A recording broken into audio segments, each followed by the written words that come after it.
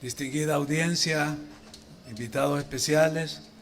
amigos de la mesa, Carolina, Enrique, Sergio.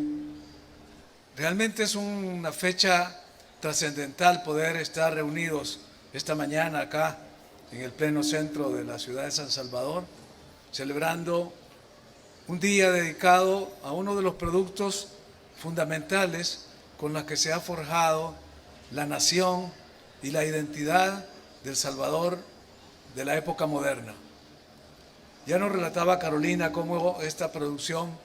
se fue desarrollando después de nuestro periodo de la independencia, cuando dejamos de sembrar el añil y de cultivar el añil como primer producto de exportación y decidimos dedicarnos al cultivo del café. Una planta que no solo nos iba a permitir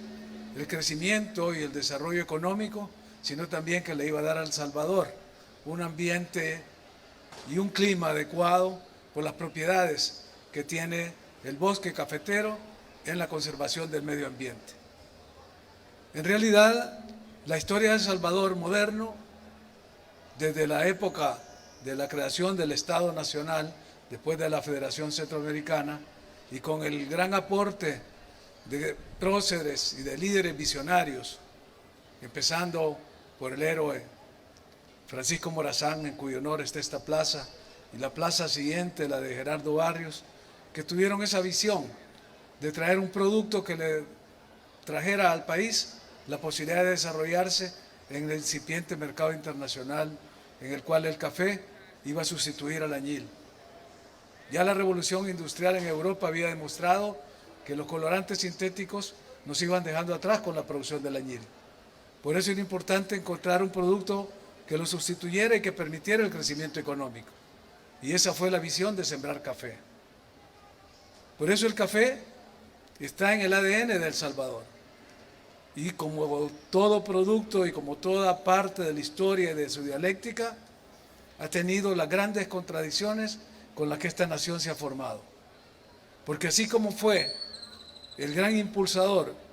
del desarrollo y del crecimiento, también generó condiciones de desigualdad, de pobreza y de miseria en grandes sectores de la población. Recordemos que la ley de extinción de ejidos permitió que pocas familias fueran a ocupar las tierras comunales con esa visión de extender los cultivos del café. Y lo que pudo haber sido una visión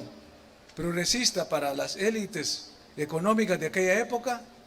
era condenar a nuestra población y a las mayorías campesinas a una vida de miseria. Mucho se ha hablado de la república monoexportadora, la república cafetera que éramos desde finales del siglo XIX hasta la mitad del siglo XX, porque todo se basaba, la economía, en este producto. Y una economía monoexportadora no podía resistir los vaivenes del mercado internacional, de las crisis internacionales. Por eso la gran crisis del capitalismo de 1929 generó esos movimientos insurreccionales que tuvimos que sufrir en la época de los años 30. Conocemos la historia de 1932. Y ahí es donde tenemos que saber interpretar nuestra historia para no cometer los errores del pasado. Los pueblos que conocen su historia no cometen los errores del pasado. Y si el café fue el producto histórico más importante para la República Moderna de El Salvador, también fue el generador de las grandes contradicciones que nos llevó a las grandes confrontaciones durante el siglo XX. En sus últimos momentos de esta confrontación que se iba a marcar con la guerra que duró prácticamente más de una década, de 1980 a 1992, tiene un inicio en un trabajo que hizo un joven estudiante de la universidad, Rafael Arce Sabla, Lito Arce, fundador del Ejército Revolucionario del Pueblo, del ERP, que lo llamó justamente el grano de oro. Ahí empezaba él a caracterizar cómo la concentración de la tierra en las grandes familias que producían café en las grandes plantaciones iba generando estas contradicciones que nos iban a llevar a una confrontación que de hecho ocurrió y de la cual logramos salir después de firmar la paz en 1992. Y con eso pudimos haber reescrito nuestra historia, porque 10 años antes, más o menos, en 1981, se había decretado una reforma agraria dentro de las medidas que se tomaron para mejorar la calidad de la democracia en El Salvador. Romper con esa visión de los grandes terratenientes, de la concentración de la tierra en pocas manos para poder llevarla a la mayor parte de la población. Y ahí surgieron, y está en la Constitución actual, el límite en la tenencia de la tierra. El artículo 105 lo establece, que son 245 hectáreas como máximo que puede tener una persona natural o jurídica. ¿Para qué? Para que pudiera desconcentrarse la tenencia de la tierra y la riqueza que se concentraba en pocas familias se pudiera distribuir en los grandes sectores de la sociedad salvadoreña. Además, se nacionalizó el comercio exterior para garantizar que las exportaciones también pudiesen ser redituables para las grandes mayorías. Pero todos conocemos en qué paró este periodo de la posguerra, porque después de 1992, en vez de aprovechar todas esas condiciones favorables con las que la comunidad internacional veía El Salvador y con ese espíritu renovador del pueblo que quería crear un nuevo país, desperdiciamos 30 años de la posguerra. Y una de las peores decisiones que se tomaron en esos gobiernos desde 1992 hasta 2019 fue justamente abandonar la caficultura, abandonar la agricultura. Yo he tenido que ver con mucho dolor en mi pueblo, por ejemplo, en Chinameca, las instalaciones del Beneficio Montealegre, que generaba trabajo todos los días del año, los 365 del año estaba trabajando, y ahora son ruinas, porque se cerraron, se cerró el beneficio, no había café que procesar. Y ver también cómo esas grandes masas rurales de los trabajadores que laboraban en las fincas de café, al no encontrar trabajo tuvieron que emigrar hacia las ciudades y venir a buscar en San Salvador, en San Miguel, en Santana, Sonsonate, en las grandes ciudades, cualquier tipo de empleo, andar vendiendo en las calles, venir a las muchachas a buscar trabajo de sirvientas en las casas, lo que hubiera que hacer, porque en el campo no había ninguna posibilidad de trabajar. Y otros se fueron para el norte, se fueron para Estados Unidos. Esa migración forzada que se generó por ese modelo que quisieron implementar esos gobiernos desde 1992 hasta el 2019, generó todos esos flujos de migración del campo a la ciudad y del campo al exterior. Por eso una de las cosas que este gobierno y la visión del presidente Bukele con toda claridad identificó como una medida estructural, no solo para reactivar la economía, sino también para poder combatir esa migración forzada y además recuperar los espacios de medio ambiente que estuvieron destruyendo durante estos 30 años. Porque al abandonar las fincas, al no haber trabajadores, al no haber incentivos para los productores agrícolas, pues también se fueron dándole otros usos a las tierras y fincas productoras de café se fueron convirtiendo en espacios urbanos, semiurbanos, de lotificaciones, y se fue perdiendo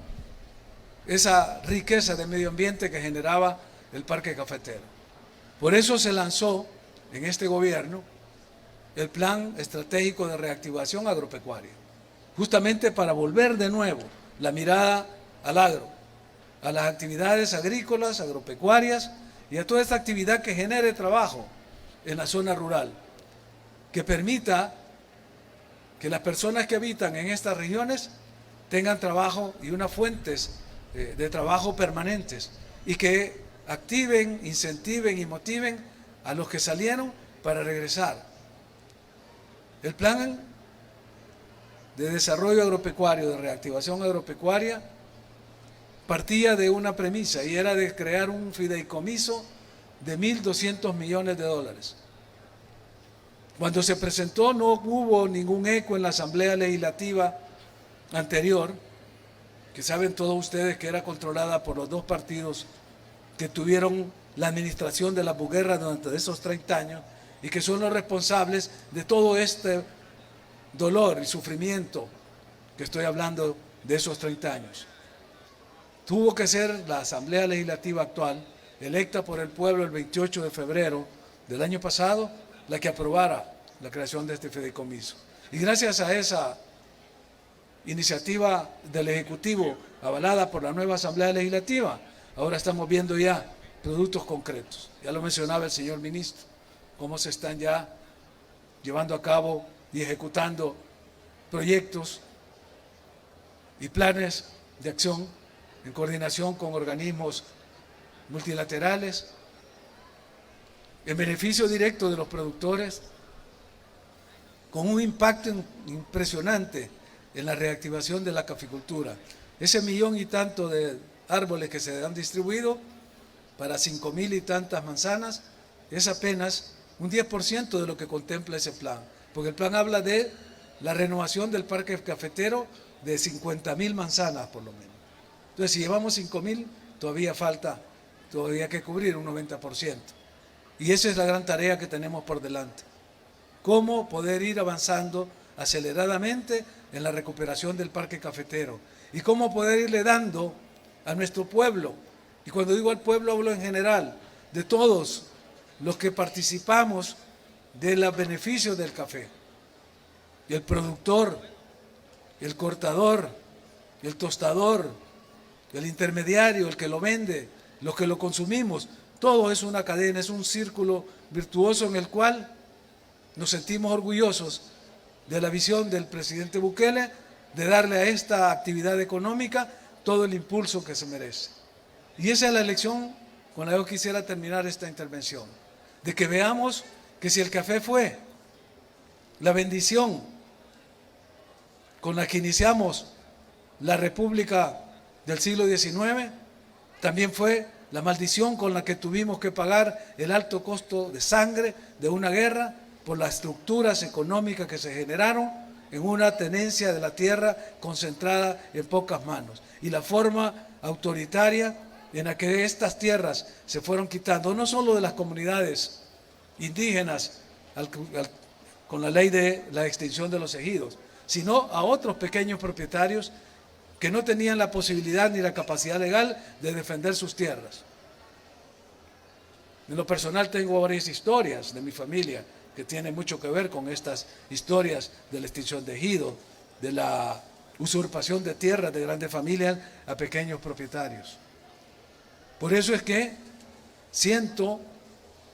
muy del fondo de mi corazón la necesidad de plantearles a ustedes que ahora, en este nuevo El Salvador, en esta nueva fase, le apostemos al café con esa nueva visión, desde esa nueva perspectiva, que ya no son las grandes familias, las 14 familias que eran dueñas de casi todo El Salvador a través de la tenencia de la tierra, que ahora sea un producto en beneficio de toda la población, de los más de 23.000 productores, de miles de productores, de asociaciones cooperativas, de pequeños productores que tengan la posibilidad de tener acceso a ese producto y que además desde el gobierno, y ahí confiamos en la sabiduría de nuestro ministro, de sus equipos técnicos, en el apoyo, la colaboración, la asistencia técnica de los organismos especializados de la comunidad internacional, nos ayuden en esta nueva etapa de reconstrucción de la economía cafetera en El Salvador para volver a ser de nuevo un país relevante en aporte del producto del café a nivel mundial, como lo fuimos en una ocasión, como decía Enrique, que éramos el tercer país productor a nivel mundial. Ahora todavía tenemos esa oportunidad de recuperarnos y tenemos que tener la visión, como de hecho se está planteando, en una pequeña región de la Sierra Alotepec, Metapán, que como saben ustedes tenemos prácticamente 6 regiones identificadas en el mapa cafetalero: Apaneca, Bálsamo, Tecapa Chinameca, Cacahuatique. Y en esta región se está planteando ya una serie de propuestas para generar esa producción, tanto en la calidad de café gourmet, donde la tasa de excelencia ha demostrado que tiene esa posibilidad de competir en los mercados internacionales. Y ahí está la clave, en esa palabra, competir, porque la visión tiene que ser generar una política que sea competitiva para nuestros productos, que sea rentable para que el productor, igual que el intermediario, pueda tener los precios justos, porque el productor es el que enfrenta los mayores riesgos en esta industria y es el que menos recibe las utilidades por la composición de los mercados y los precios de los mercados internacionales. Hay que entrar a buscar que esa rentabilidad sea distribuida equitativamente para todo lo que participa en la cadena de la producción de café, pero también, y como un tercer elemento, la sostenibilidad, para que esta política de sostenibilidad en esta nueva etapa de esta nueva industria del café nos sirva para generar riqueza, llevar riqueza a nuestras comunidades, a los trabajadores, a los productores, a los tostadores, a los vendedores y a los que lo consumimos, en una visión de justicia, de equidad y de progreso. Ese era el pensamiento que quería compartir con ustedes esta mañana, que estamos celebrando este Día del Café. Muchas gracias, muy buenos días.